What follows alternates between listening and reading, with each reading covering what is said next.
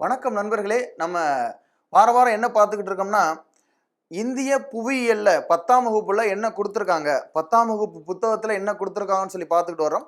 அதுல இன்றைக்கு என்ன பார்க்க போறோம்னா, இந்த 10ஆம் வகுப்பு புவியியல்ல ஒரு 2 அட்டவணை, ஒரு 2 டேபுலர் காலம் முக்கியமானதா இருக்கும். அந்த 2 டேபுலர் காலம் நீங்க படிச்சுட்டு போனீங்கன்னா, எக்ஸாம்ல கட்டாயம் ஒரு கேள்வி எதிர்பார்க்கலாம்.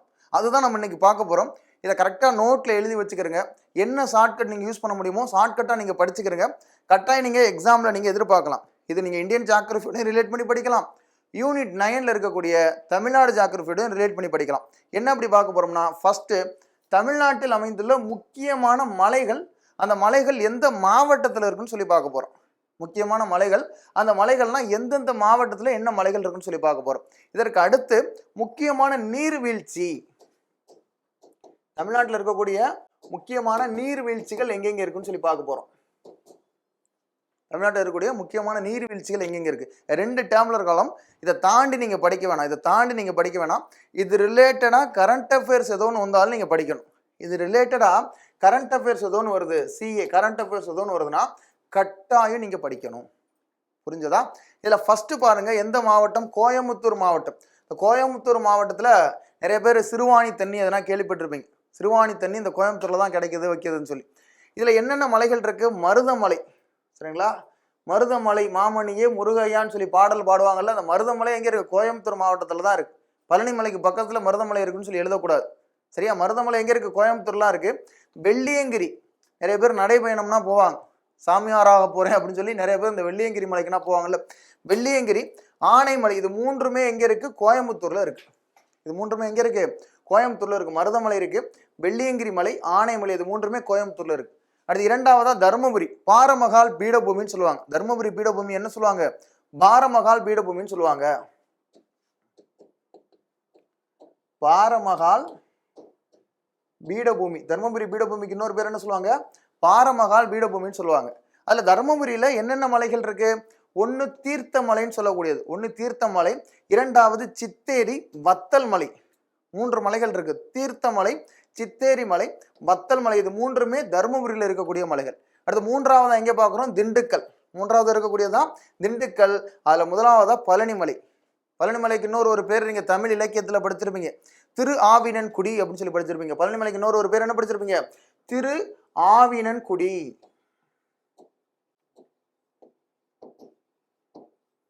பழனம் அப்படின்னா வயல் அப்படின்னு சொல்லி ஒரு பேரும் சொல்லுவாங்க. பழனம்னா வயல் அப்படின்னு சொல்லி ஒரு பேர் சொல்லுவாங்க. திரு ஆவினன்குடி, அழகன் முருகன் நல்ல ஆவினன்குடி தன்னில் கிழவன் பெயர் வந்ததே, பழகும் தமிழ் பாட்டி அவ்வை மூதாட்டி பழம் நீ என சொன்னதால், ஒரு வரிகள் இருக்கும் சங்க இலக்கியத்துல. இந்த பழனிமலை திண்டுக்கல்ல இருக்கு. ஒருவேளை இதற்கு அடுத்து வரக்கூடிய காலகட்டத்துல பழனியை ஒரு தனியா ஒரு மாவட்டமா கூட அறிவிக்கலாம், வாய்ப்புகள் இருக்கு. அப்படி பழனி தனி ஒரு மாவட்டமா பிரிஞ்சதுன்னா பழனிமலை பழனி மாவட்டத்துல தான் இருக்குன்னு சொல்லி எழுதுது. இதற்காக தான், இதனாலதான் கரண்ட் அஃபேர்ஸ் நீங்க சேர்த்து படிக்கணும்னு சொல்றது. இது ரிலேட்டடா கரண்ட் அஃபேர்ஸ் வந்துச்சுன்னா கட்டாயம் கேட்பாங்க கேள்வி, சரியா? அதே மாதிரி கொடைக்கானல் எங்க இருக்கு? திண்டுக்கல்ல தான் இருக்கு. கொடைக்கானல் கோயம்புத்தூர்ல இருக்குன்னு சொல்லி நிறைய பேர் எழுதி நினைச்சுக்கிட்டு இருப்பாங்க. கொடைக்கானல் திண்டுக்கல்ல தான் இருக்கு. அது ஈரோடு, சென்னிமலை, சிவன்மலை ரெண்டுமே எங்க இருக்கு? ஈரோடு. நீங்க படிச்சிருப்பீங்க, சரிங்களா? தீர்த்தகிரி, தீரன் சின்னமலை அப்படின்னு சொல்லி படிச்சிருப்பீங்கல்ல. சென்னிமலைன்னு சொல்லக்கூடியது, சிவன்மலை, சென்னிமலைலாம் முருகர் இருக்கக்கூடியது, சென்னிமலை, சிவன்மலை ரெண்டுமே ஈரோடு மாவட்டத்தில் இருக்கு. மஞ்சள் நகரம் ஈரோடுன்னு சொல்றாங்கல்ல, மஞ்சள் நகரம் ஈரோடுன்னு சொல்லுவாங்க. அடுத்து வேலூர்ல இருக்கக்கூடியது இந்த ஜவ்வாது, ஏலகிரி, ரத்தினமலை, இது மூன்றுமே எங்க இருக்கு? வேலூர்ல இருக்கு. மூன்றுமே எங்க இருக்கு? வேலூர்ல இருக்கு. ஜவ்வாது மலை, ஏலகிரி மலை, ரத்தினமலை. ஏழைகளின் ஊட்டினா சொல்லுவாங்கல்ல, கேள்விப்பட்டிருப்பீங்க. ஏழைகளின் ஊட்டினா சொல்லுவாங்க, கேள்விப்பட்டிருப்பீங்க. நாமக்கல்ல கொல்லிமலை, கொல்லிமலை சிறக்கு நிறைய ஊர்கள்ல கிராமத்துல வரும். நிறைய ஊர்கள்ல கிராமத்துல வரும். சீரகம், மிளகு, சோம்பு, கடுகு எல்லாம் வந்திருக்கு. கொல்லிமலை செட்டு வந்திருக்குமா 100 ரூபா அப்படின்னு சொல்லலாம் விற்பாங்கல்ல. இந்த கொல்லிமலை சரக்கு அது அங்கிருந்தா வரும், கொல்லிமலை செட்டுன்னு சொல்லுவாங்க. கொல்லிமலை நாமக்கல்ல இருக்குது. எக்ஸாம்பிள் கேட்டிருக்காங்க. இதற்கு முந்தைய தேர்வுகள்ல இந்த கேள்வி கேட்டிருக்காங்க, கொல்லிமலை எந்த மாவட்டத்தில் உள்ளது அப்படின்னு சொல்லி கேட்டிருக்காங்க, சரியா? அடுத்த சேர்வராயன், ரொம்ப முக்கியம். சேர்வராயன், கஞ்சமலை, சுண்ணாம்பு குன்றுகள், இது மூணுமே எங்க இருக்கு? சேலத்துல இருக்கு.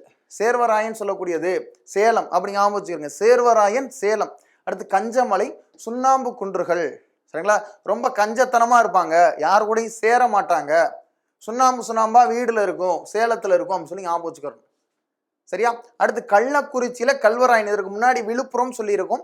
இதுதான் ஒரு அப்டேட்டட். கள்ளக்குறிச்சி மாவட்டம் சொல்லி தனியா பிரிச்சுட்டாங்களா? கள்ளக்குறிச்சி மாவட்டம் சொல்லி தனியா பிரிச்சுட்டாங்களா? அந்த கல்வராயன் மலைன்னு சொல்லக்கூடியது எங்க இருக்கு? கள்ளக்குறிச்சியில இருக்கு. சரியா? கல்வராயன் மலைன்னு சொல்லக்கூடியது கள்ளக்குறிச்சி. பார்க்கறதுக்கு ஈஸியா தெரியும் உங்களுக்கு. எக்ஸாம்ல கன்ஃபியூஸ் பண்ணி விட்டுருவாங்க. ஆப்ஷன்ல வந்து மாத்தி மாத்தி வச்சு கன்ஃபியூஸ் பண்ணி விட்டுருவாங்க. சரியா? அடுத்து செஞ்சி மலைன்னு சொல்லக்கூடியது எங்க இருக்கு? விழுப்புரத்துல இருக்கக்கூடியது. செஞ்சி மலை எங்க இருக்கு? விழுப்புரத்துல இருக்கக்கூடியதான் செஞ்சி மலை. இது கடைசியா நடந்த டிஎன்பிஎஸ்சில கேட்டாங்க. லாஸ்ட் இயர்ல குரூப் 2 எக்ஸாம்ல கேட்டிருப்பாங்க. நீங்க ஒரு மேட்ச் த ஃபாலோயிங் கொடுத்து அதில் கேட்டிருப்பாங்க எந்தெந்த மலைகள் எந்தெந்த இடத்துல இருக்குன்னு சொல்லி. அடுத்து பெரம்பலூர்ல வந்து பச்சை மலை. பெரம்பலூர்ல என்ன இருக்கு? பச்சை மலை அப்படின்னு சொல்லுவாங்கல்ல. பச்சை மலை பூவு அப்படின்னா ஒரு பாடல்லாம் எழுதியிருப்பாங்க. சரியா? பெரம்பலூர்ல இருக்கக்கூடியதான். நிறைய பேர் திருச்சி நினைச்சுக்கிட்டு இருப்பீங்க. திருச்சியில இருக்குன்னு சொல்லுவாங்க. புத்தகத்துல என்ன கொடுத்துருக்காங்க? பெரம்பலூர்னு கொடுத்துருக்காங்க. அதுதான் எடுத்துக்கிடுவாங்க. டிஎன்பிஎஸ்சி எடுத்துக்கிடுவாங்க. திருச்சின்னு சொல்லுவாங்க. சரியா?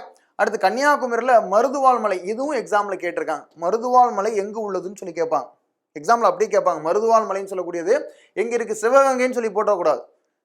மருதுவாள் மலைன்னு சொல்லிட்டு ஆப்ஷன்ல சிவகங்கைன்னு சொல்லி வச்சிருப்பாங்க. அப்போ மருது சகோதரர்களுக்காக தான் இந்த மலை பேர் வச்சிருப்பாங்க போல அப்படின்னு சொல்லி சிவகங்கைன்னு போட்டக்கூடாது. எங்க இருக்கு?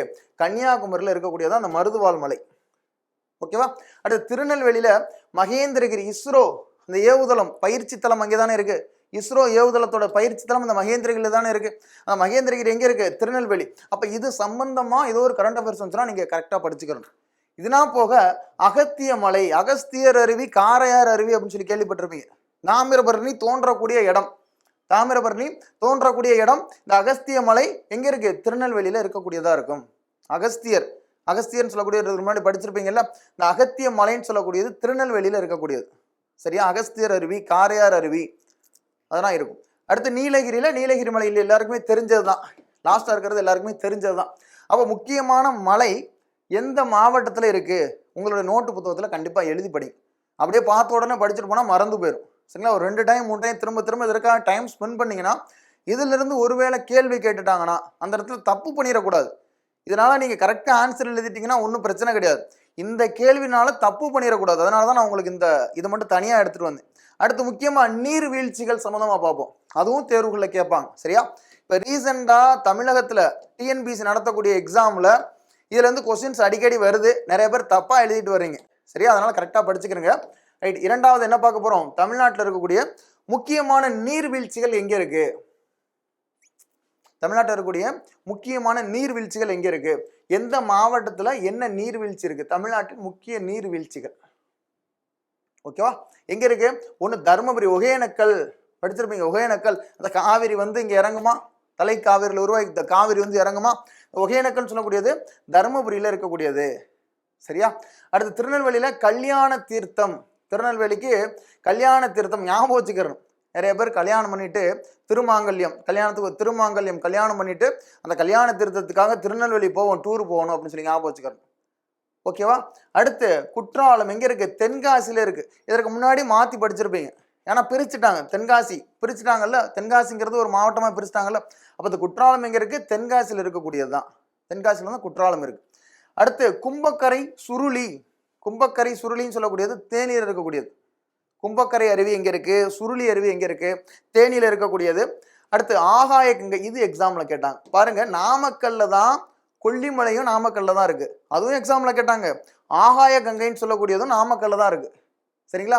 அதுவும் நாமக்கல்ல இருக்கு. இதுவும் எக்ஸாம்ல கேட்டாங்க. டிஎன்பிஎஸ்சி எக்ஸாம்ல கேட்டாங்க. சரியா?